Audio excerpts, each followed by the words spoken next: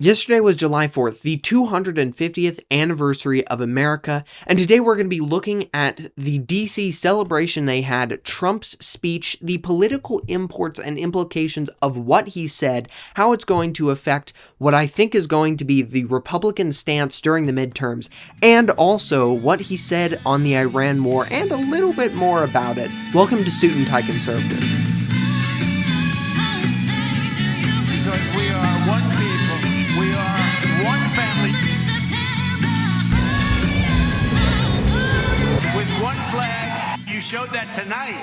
Well, last night in DC, there was a lot of severe weather that actually pushed back the event, the concert and the speech and all the proceedings that they had by about 2 hours. They had severe weather being, of course, fog, lightning, and thunder that pushed it back to 11 o'clock local time, which for me actually was fortunate because I wouldn't have been able to watch it live if it hadn't had been so late because I was out watching the local fireworks. But because of it, I was able to see the approximately 850,000 fireworks for a total of a 40-minute pyrotechnic display that they had in Washington, D.C., which was fantastic. It was to music. It was amazing. It was just awesome. It was so cool. And then, of course, before that, and well, I suppose in the middle of the music, we got a 38-minute speech from Trump.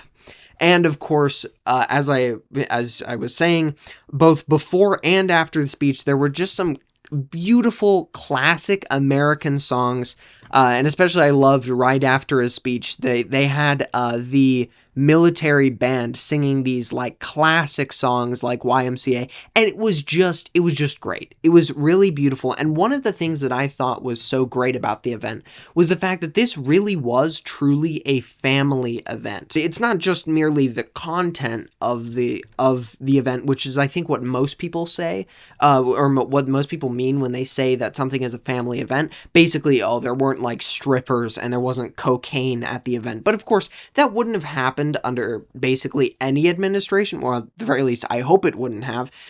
But something that I thought was so telling was that not only was the content of it wholesome, when the camera was panning around, I watched on ABC News their live of the event.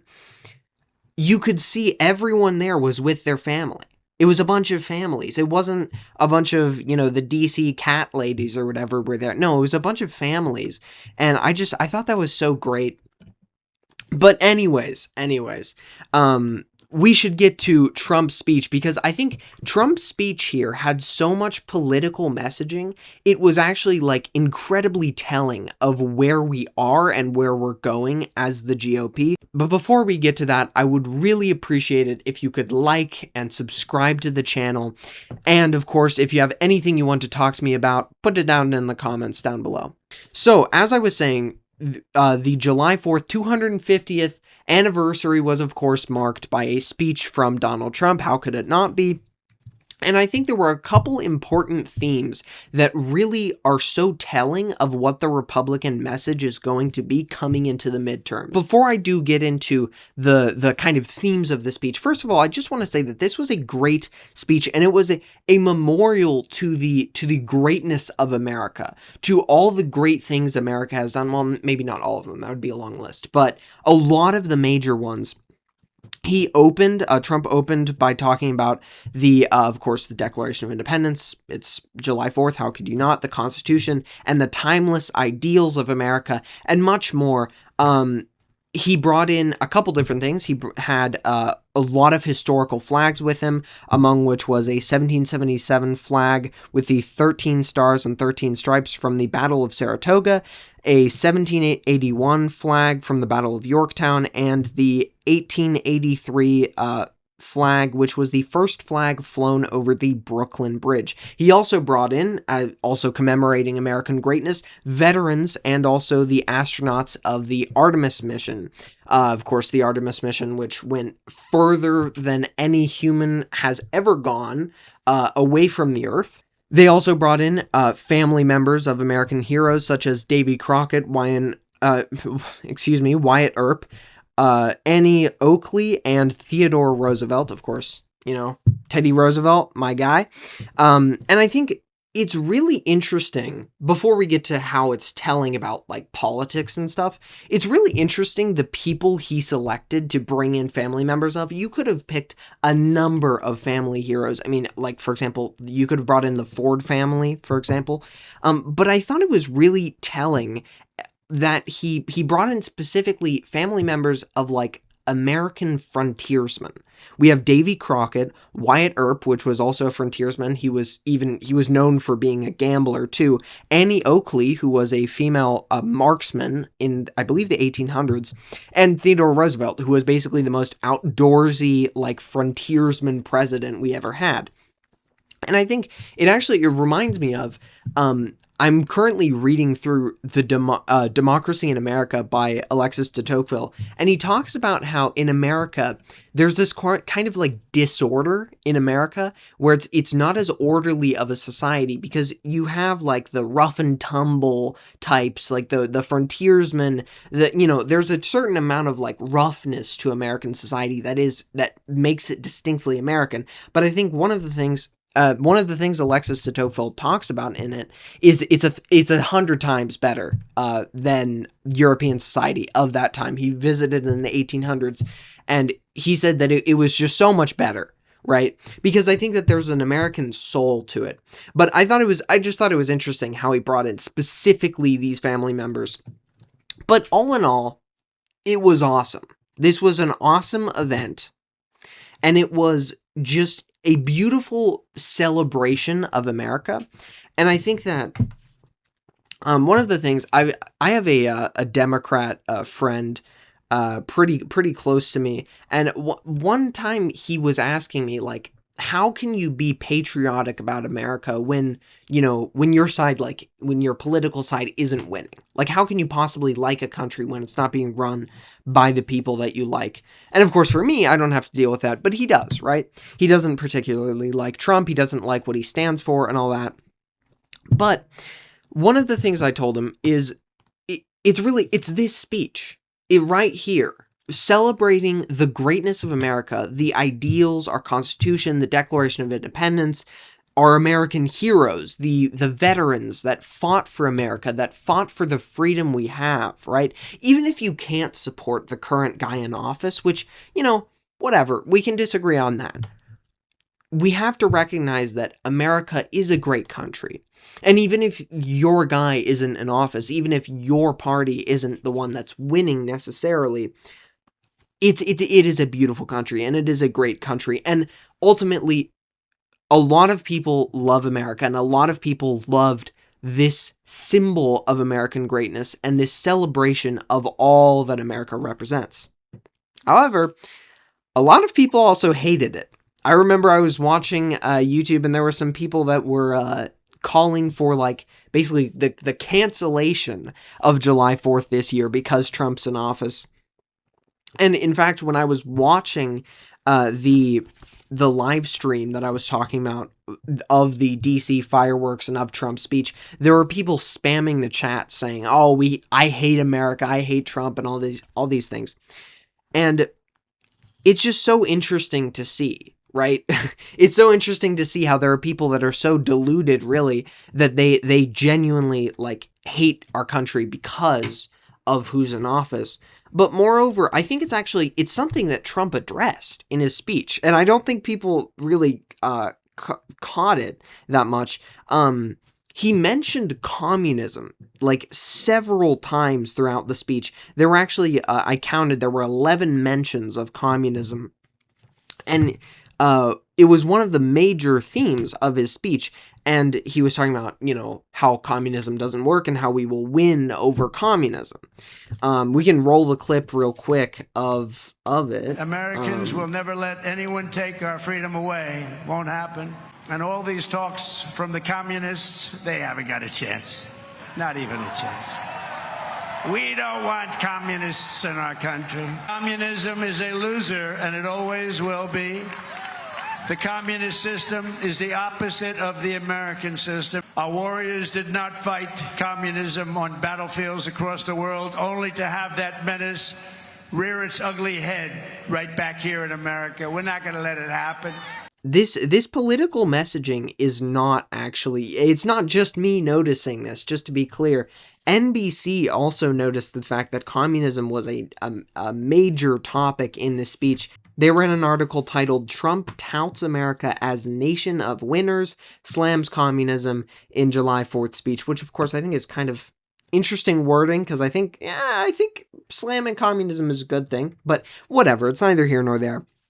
My point is, communism was a surprisingly large topic in this, okay? And it's not just communists that he's talking about. He's talking about a larger faction in the United States. But you may be thinking, okay, so what's with the sudden anti-communist messaging? Like, didn't we win the Cold War in, like, 1991? Okay, we're done with this, right? We're done with communism. We don't have any American communists. That's probably what you're thinking. Well, you're half right and you're half wrong. We do actually have communists in our country. However, in a way, you're also right, because they're not really American. Now, I think the first thing that you'll think of is Mamdani, the current New York City mayor, and the guy kind of running the show of what it looks like to be a socialist and a communist. But I would actually like to bring up someone separate, because I've heard the arguments that Mamdani isn't really a communist and he's a socialist and he's actually not that extreme. He's not actually a Marxist. I want to bring up someone else who is actually endorsed by Mamdani, who is going to be running for the U.S. House, Dariliza Arvila Chevalier, I guess. I don't know. It's a weird name. I told you, she's not an American, okay? She's an American citizen, but certainly is an American. And DAC, we had AOC, now we have DAC, okay? And she's running for the House of Representatives for the New York, I think it's 13th Congressional District. Which covers like a large part of like New York City and stuff.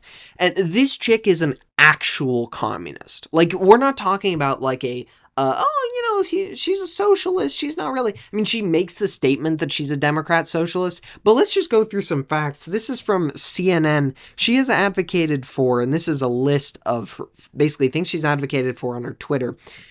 She's advocated for abolishing or defunding the police. She's called Capital by Karl Marx, like the book Capital is what it's usually said, a must-read. She complained that public libraries don't have enough books from communists like Marx, Lenin, or even Stalin, and among a multitude of other things. I'm not going to go through her whole Twitter account.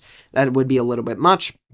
But moreover, DAC founded a pro-Hamas, anti-Israel, anti-America group, CUAD, and this group advocates for, and this is a direct quote from their like bulleted list of what they stand for, quote, nothing short of the total collapse of the university structure and American empire itself, end quote, to, quote, undermine and eradicate America as we know it, end quote, and, quote, act in full support of the Palestine resistance to translate their resilience in Gaza to unrest and violence in America, end quote. So I think she's actually just a communist. But this is the other thing, and I want to make it clear. Trump isn't really just talking about communists here. He's talking about a larger faction that votes for DAC, right? DAC is actually the current Democrat, she's not just a candidate, she's the Democrat candidate because she won her primary. Okay, so the base supports her, and it's not really just communists that support her. It's a larger faction that ultimately is about hating America. Because here's the thing, there were a lot of people that loved the celebration on July 4th, but there were a lot of people that hated it because they hate everything America stands for. They hate the country itself, right? But there are two different lessons we can learn from this. First of all, ultimately, this is a mass immigration problem. We have attached so many things throughout the years to mass immigration, things, problems that we find, and we say this is an immigration issue. This, however, literally is an immigration issue because her voter base is primarily immigrants. If you look it up, I think it's like 91% immigrants or whatever that support her. But regardless, New York is a lot of immigrants. It's a lot of people that, it's not just that they're not white, it's not even that, it's that they're not American, okay?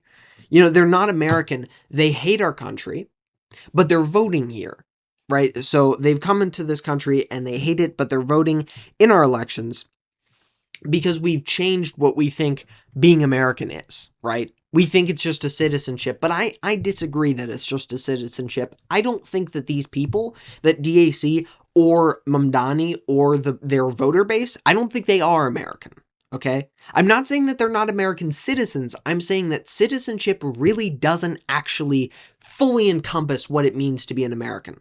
I think it's a little bit more than that. I think it also means your values. I think it means you were born on American soil, not to, Chinese parents or whatever, and you're some anchor baby. But no, like born to Americans in America with American ideals, American education, etc., right? But regardless, yes, this is a mass immigration issue. The other more actionable lesson that we can learn from this is that whatever your problems with the GOP, whatever your problems with Trump, with the Republicans, with what the Republicans stand for, you have to understand that it is so much better than not only what we would have gotten for Kamala Harris, but at this point, Kamala Harris looks like a moderate, okay? It is 1,000 times better what we have right now.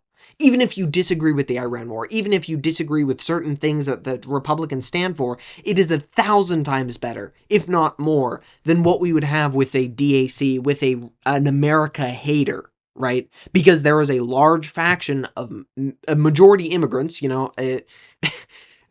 it's taboo to say it, but it's true, right?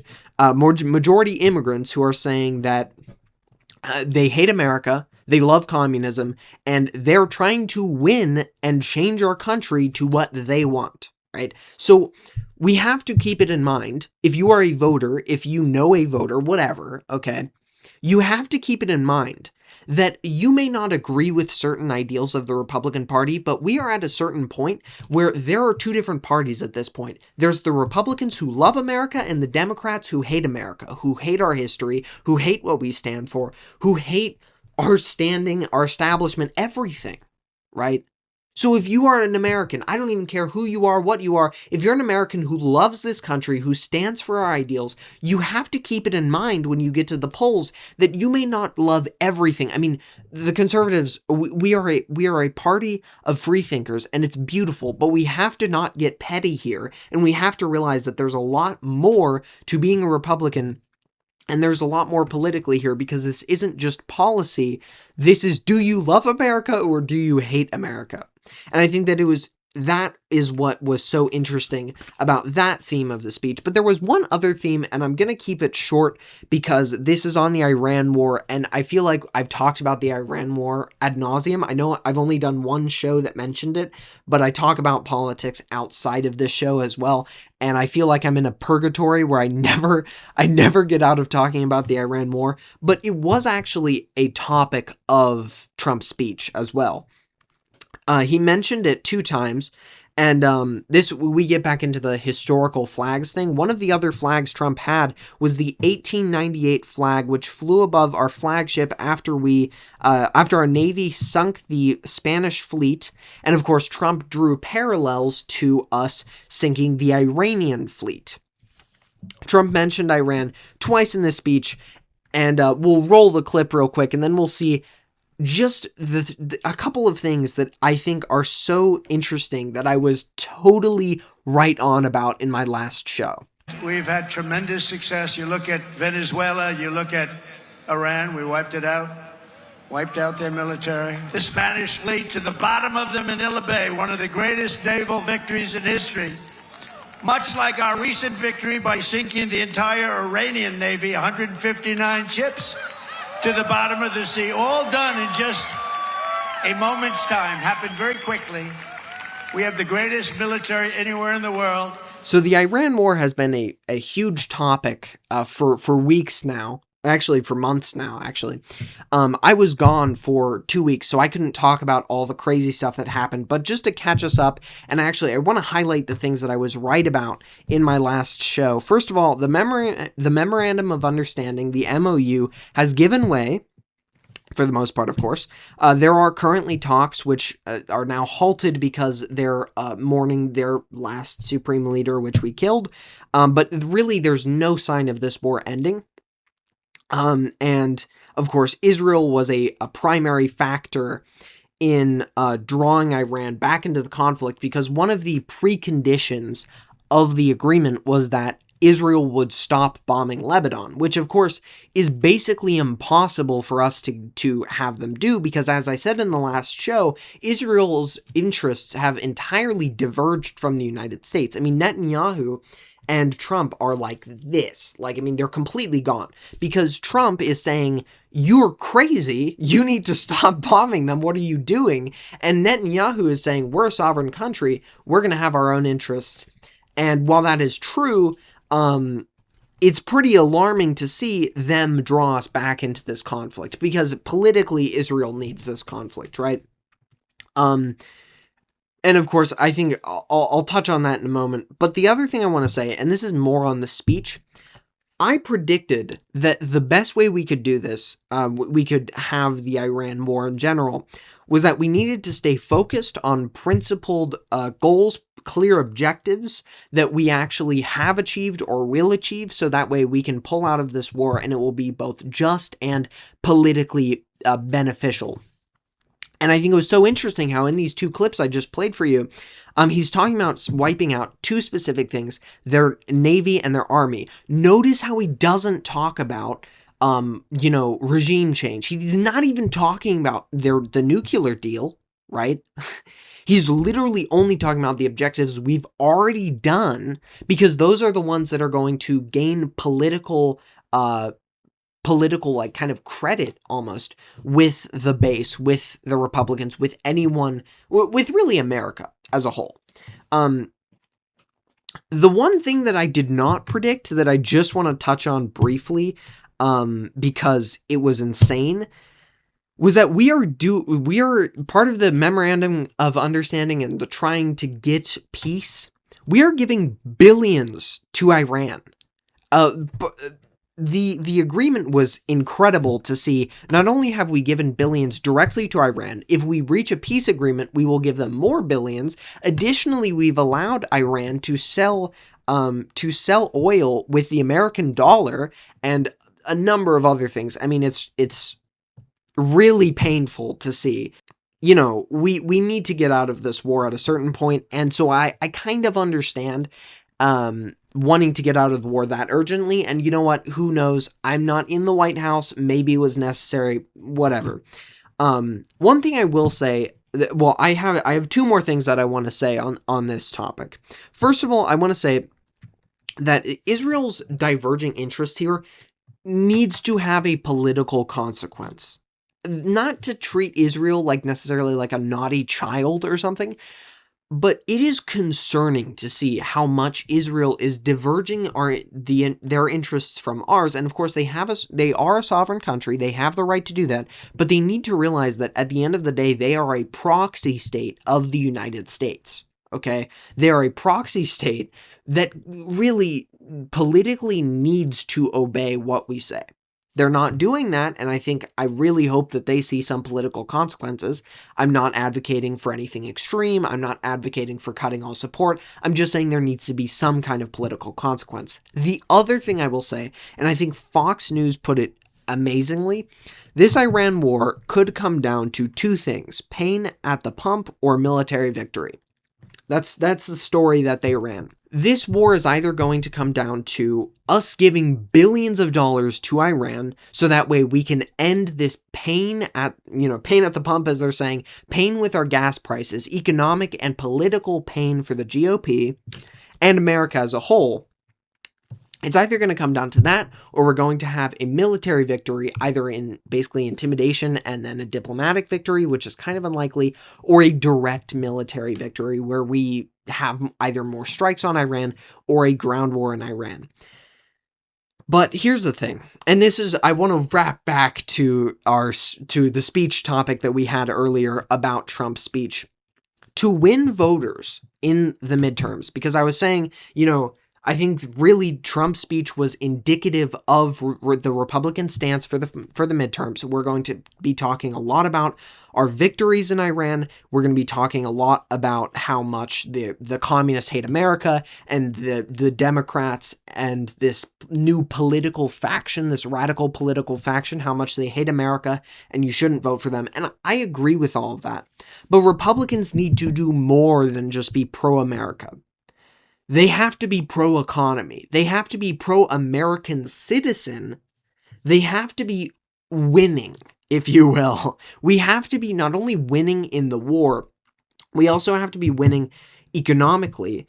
And then if we're both pro-America, we're also winning the Iran war. And we're pro-economy, we're pro-American citizen. We're actually getting substantive political wins for American citizens. That's when we'll see some victories in the midterms. I think it is a beautiful picture, kind of what we will see in the midterms, and what the Republican stance will be for the midterms. So that's all I got. Thank you guys so much for watching.